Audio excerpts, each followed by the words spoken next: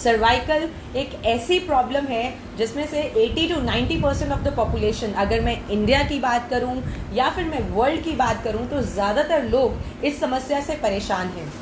ये age related problem तो है ही, जैसे 60 या 70s के आसपास हमें ये प्रॉब्लम देखने को मिलती है, but as per the present scenario due to the lifestyles that we are following nowadays, ये एक यंग एज में होने वाली प्रॉब्लम भी बन चुकी है।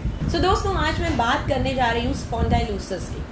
ये एक ऐसा टर्म है जो मिसनोमर किया जाता है। ज़्यादातर अगर आपको कोई समस्या रहती है बॉडी में, गठिया जब प्रॉब्लम आ जाती है, तो हम यूजुअली यही कहते हैं कि मुझे सर्वाइकल हो गया है। अब सर्वाइकल क्या है? ज़्यादातर लोग यही कहते हैं, हाथ रख के एक्सरे करवाने के बाद मुझे सर्वाइकल हो गया है, मुझे लंबर की प्रॉब्लम हो गई है। जैसे लंबर टर्म जो है वो कम इस्तेमाल करते हैं because they are not that familiar with that, but yes, cervical एक ऐसा नाम है जो बहुत कॉमनली यूज होता है। सो आज हम इसी के बारे में डिस्कस करेंगे। व्हाट इज स्पॉन्डिलोसिस, कितने टाइप्स का रहता है, इसके क्या कारण रहते हैं, इसके क्या सिम्टम्स रहते हैं, and obviously I would be touching the home treatments and the medicine related to it. दोस्तों, सर्वाइकल जैसा कि मैंने बताया, 80% of people, more than that percentage of people, they are suffering from this problem. Spondylosis ज़्यादातर जब कभी शरीर में दर्द होता है, हमारे सर्वाइकल एरिया में दर्द होता है या लंबर एरिया में दर्द होता है, तो हम यही कहते हैं कि स्पॉन्डिलिटिक हो गया है। तो स्पॉन्डिलोसिस क्या होता है and what is spondylitis? It is two different term. Spondylitis is inflammation of your joints of your spinal cord, यानी वहां पर इंफेक्शन हो जाना, वहां पर सोजिश आ जाना। It is a term that is rarely used. जो ज्यादातर टर्म यूज की जाती है वो है spondylosis. That means that is as related disorder, जो कि आपके जॉइंट्स में या आपकी रीढ़ की हड्डी में उम्र के बढ़ने के साथ साथ जो वेयर एंड टेयर होता है, जो उसमें दिक्कत आती है, उसके कारण जो प्रॉब्लम होती है उसको स्पॉन्डिलोसिस कहा जाता है। So this is a broad term that is used for problems जो हमारी बॉडी में अलग अलग जगह पर होती है, जिसको टाइप्स ऑफ स्पॉन्डिलोसिस कहा जाता है। So basically you can get to know that spondylosis is an age related disorder, जिसे हम स्पाइनल कॉर्ड ऑस्टियोपोरोसिस भी कहते हैं। यानी हड्डियों का जो घनत्व है जब वो कम होता है तब ये प्रॉब्लम हमें देखने को आती है।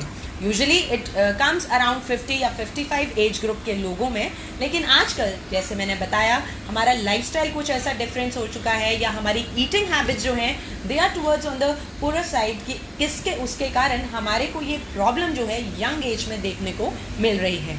यानी एज ग्रुप ऑफ 30 to 40 इस ब्रैकेट के लोगों में भी ये प्रॉब्लम सामने आ रही है। अब बात करते हैं कि कितने टाइप का स्पॉन्डिलोसिस रहता है।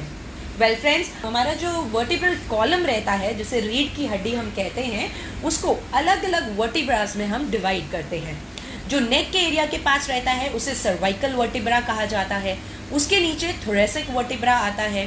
थोरेसिक वर्टिब्रा के नीचे लंबर वर्टिब्रा आता है, जो हमारे कमर के हिस्से में होता है, और उससे नीचे सैक्रम एंड कॉक्सिक्स, ये वर्टिब्रा होते हैं।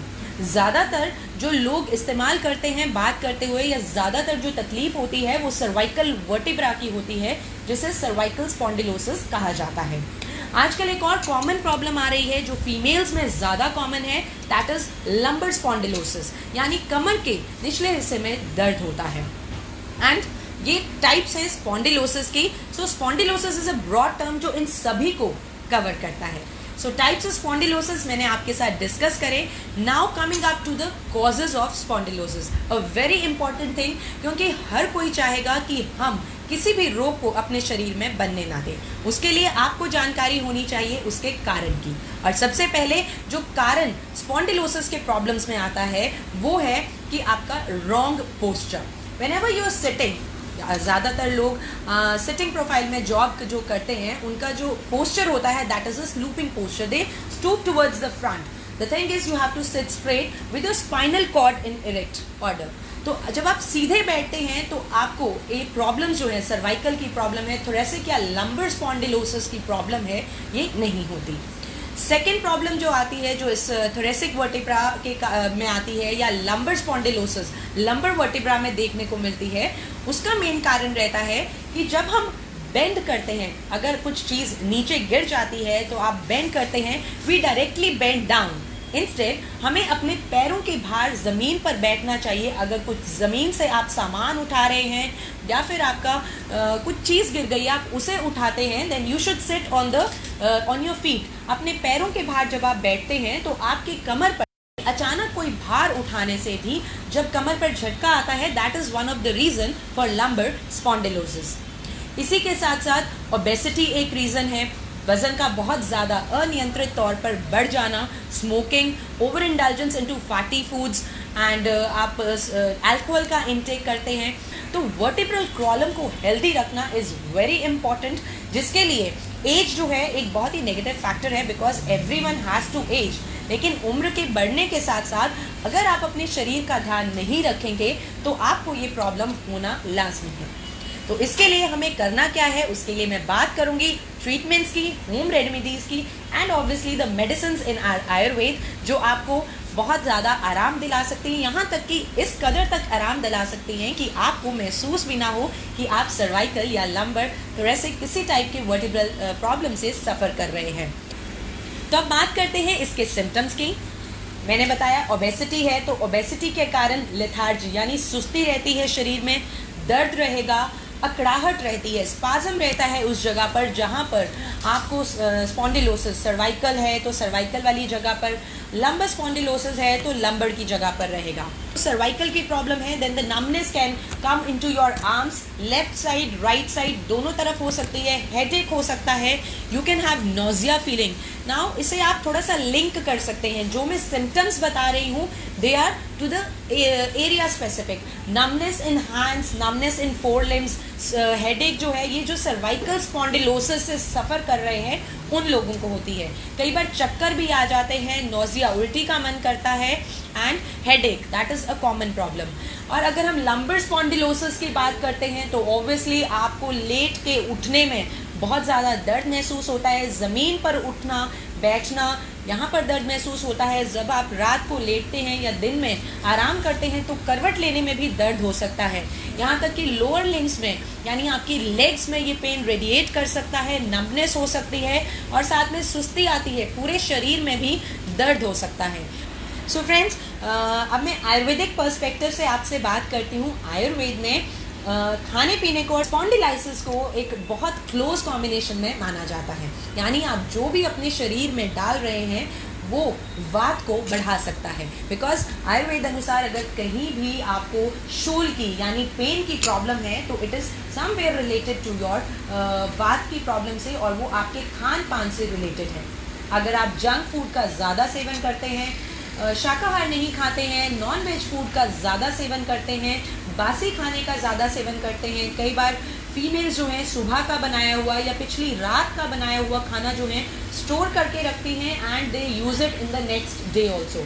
तो आयुर्वेद अनुसार अगर मैं उस चीज़ को बताऊं तो वो गलत है, क्योंकि वो शरीर में आम की उत्पत्ति कर सकती है। आम वो लोग जानते होंगे जो रेगुलरली हमारी वीडियो सुनते हैं या हमारे सोशल मीडिया अकाउंट्स पर हमसे जुड़े हुए हैं, आम is the undigested part of the food, यानी खाने का वो अंश जो प्रॉपरली पचता नहीं है उसे आम के नाम से जाना जाता है। तो जब आपके शरीर में आम की उत्पत्ति होती है तो वो वात की वृद्धि कर देता है।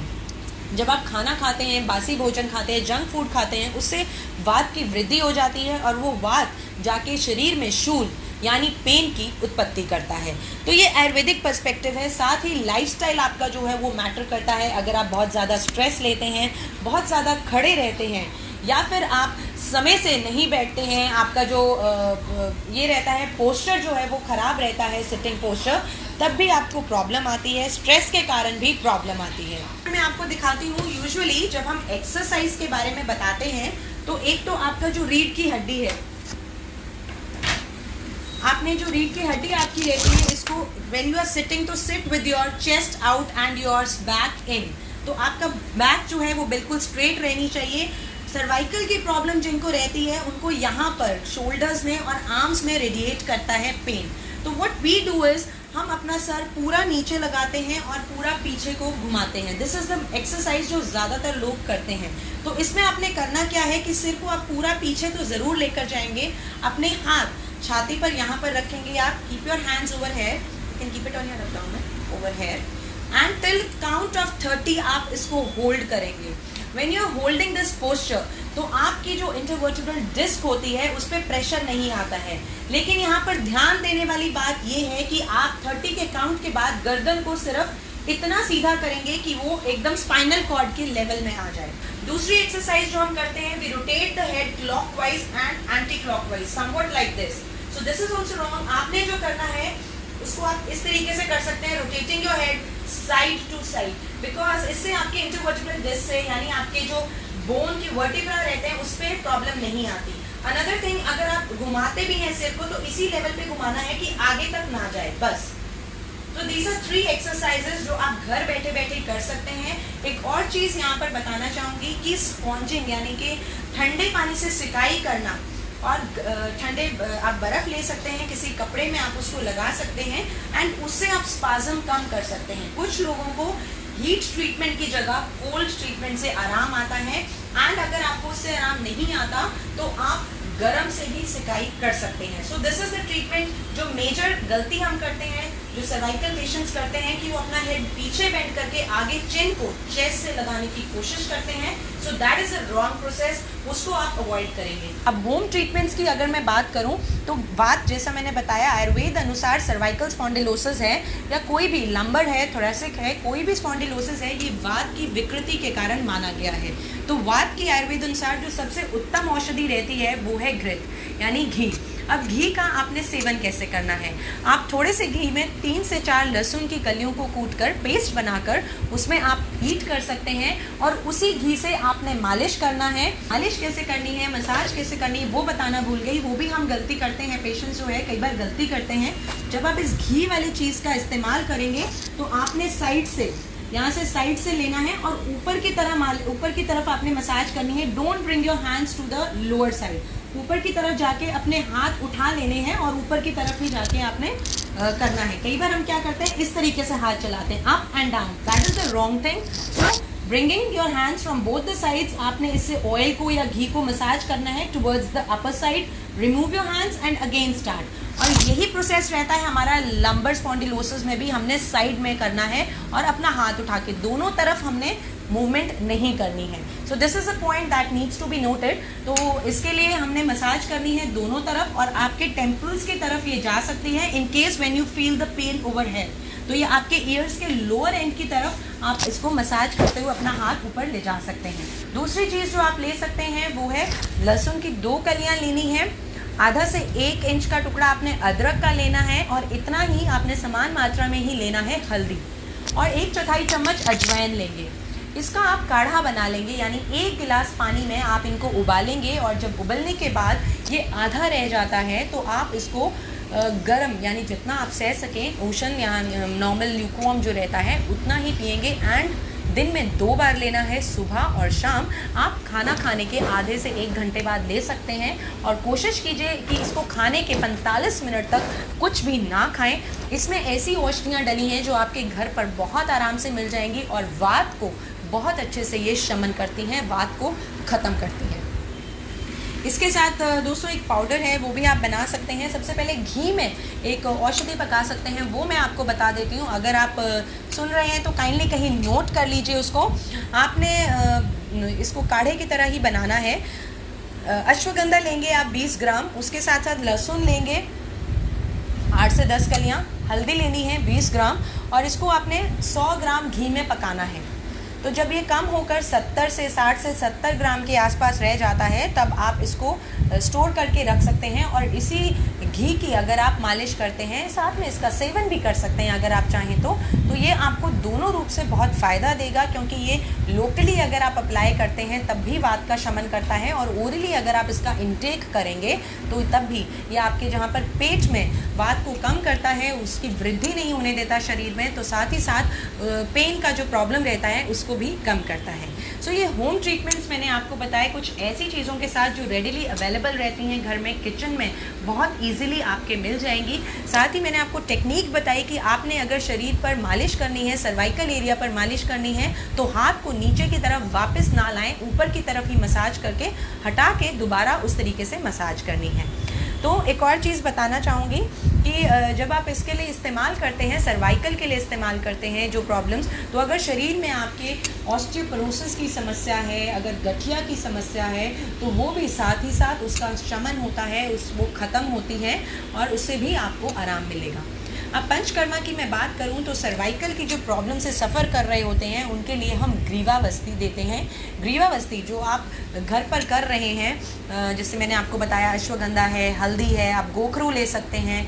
तो ऐसे ही वातहर औषधियाँ होती हैं, हम उनका तेल जो है उसका इस्तेमाल करते हैं और वहाँ पर आपके सर्वाइकल एरिया में जो सर्वाइकल वर्टिब्रा होते हैं उस पर वहाँ पर एप्लीकेशन किया जाता है, कुछ समय के लिए वहाँ पर होल्ड किया जाता है, जिससे कि जहाँ पर स्पाज़म रिलीज़ होता है वहीं पर वहाँ पे लुब्रिकेशन होती है, वात का शमन होता है। तो जो स्वयं करने में सक्षम नहीं हैं, बुज़ुर्ग हैं या खुद उन्हें लगता है कि कई लोग डरते हैं कि शायद हमें राइट टेक्निक का नहीं पता हो, तो बिल्कुल होता है। अगर आप सही तरीके से नहीं करते हैं तो गलती होने के कारण दिक्कत जो है वो बढ़ भी सकती है।